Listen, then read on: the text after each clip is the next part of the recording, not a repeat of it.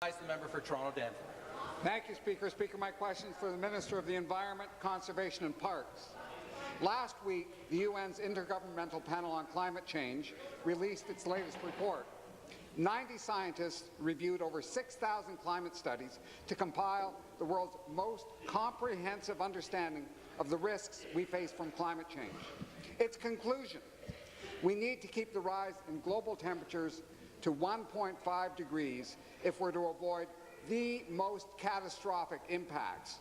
Ontario once had a plan to mitigate climate change. Then the Premier ripped up the plan and replaced it with nothing.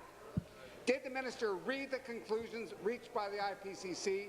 And if so, how is it acceptable that Ontario no longer has a climate plan? Minister of the Environment, Conservation and Parks. Mr. Speaker, through to the member, and I thank him for the question.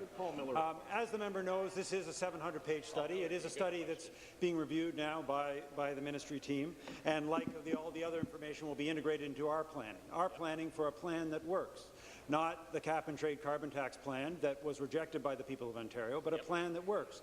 But, Mr. Speaker, I'll tell you what is really shocking is that the previous government, supported 97% by the NDP, did not prepare a comprehensive climate review in terms of the impacts on the province of Ontario. I was shocked to find that with all of the attention paid to it, and supported 97% of the time by the NDP, that there's no comprehensive review of how we're going to deal with these impacts. Mr. Speaker, climate change is real. Our plan will deal with the impacts, unlike the previous government. Supplementary. Speaker, back to the minister.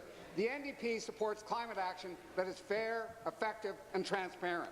The minister doesn't seem to support climate action at all. Ontario's Environment Commissioner said, and I quote, "Ontario has gutted most of its climate change programs," unquote.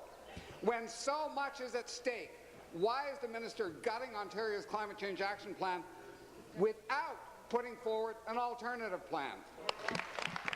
Minister.